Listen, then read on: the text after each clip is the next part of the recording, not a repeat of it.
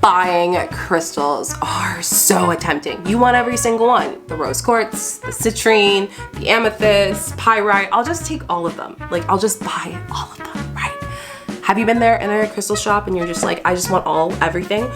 Well, let me tell you, I'm gonna do this video on how to buy crystals for beginners, for healing, to help you with your shadow work.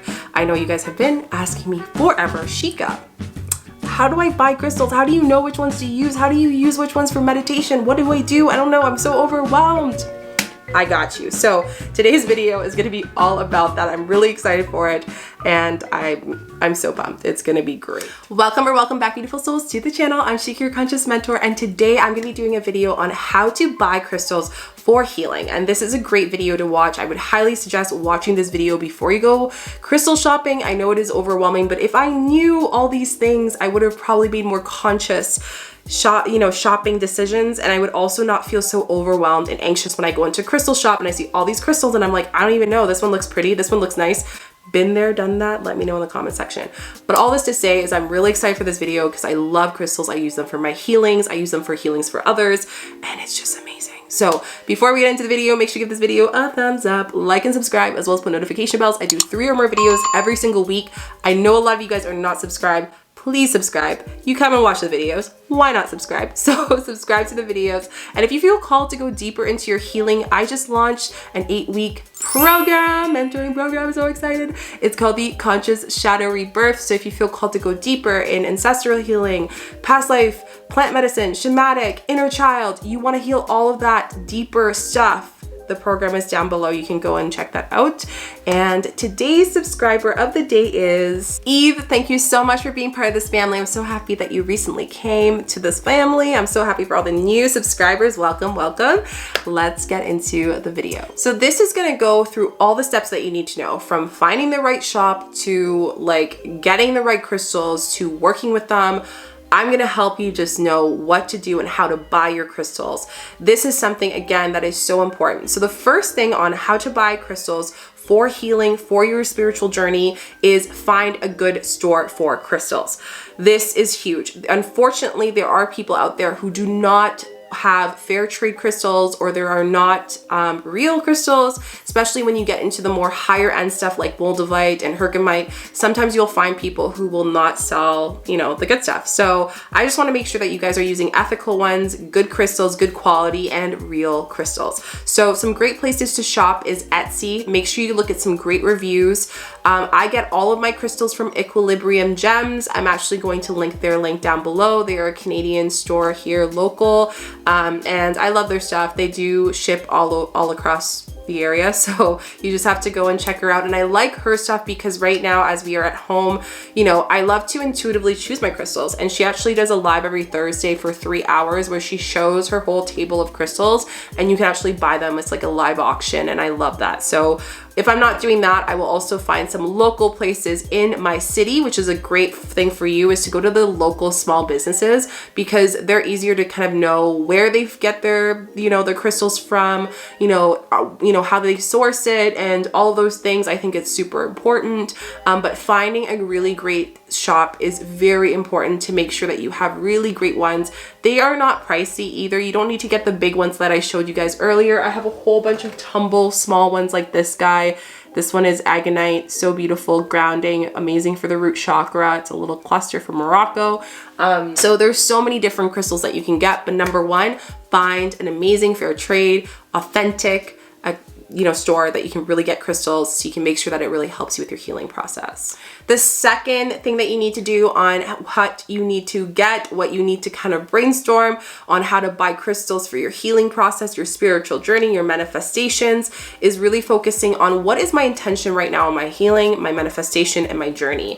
And this is important because when we can tune into what that is, maybe for some of you, it is abundance. If it is, love, maybe it is for reducing anxiety, helping you with sleep.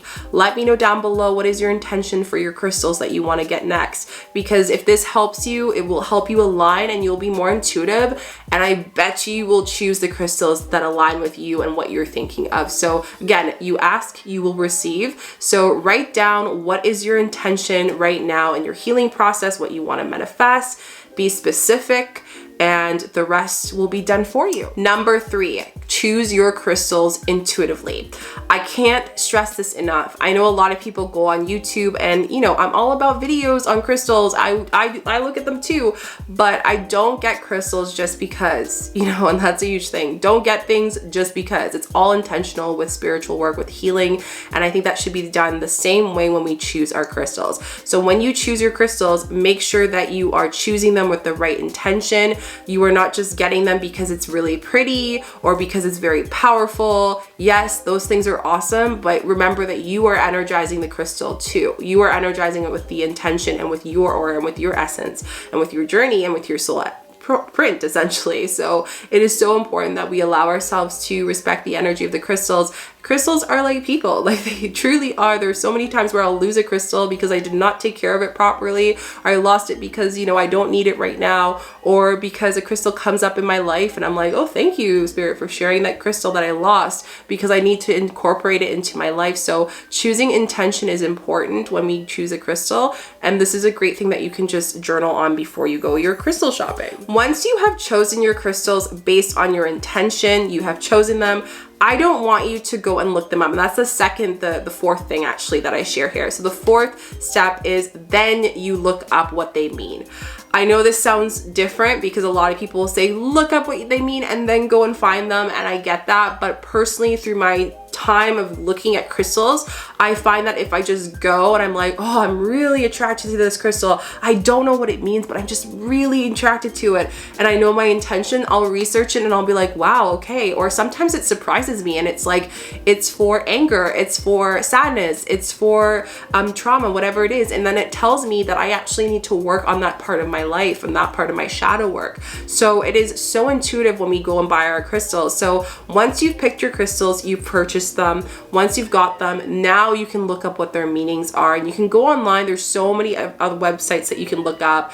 Research the crystal, rose quartz, for example, meaning or benefits, read it and like look it up. Even look up where it's located. Like a lot of the crystals I get are from Brazil, no coincidence, or South America, because I have a huge soul print in South America. So you might even find there's some correlations of the type of crystals that you're connected with, and you know, like what your soul print is as a being. So again, just this is what makes buying crystals so fun, is that you're not prepping everything. You're not like, oh, this crystal, like I'm just gonna buy it because this person recommended it or this.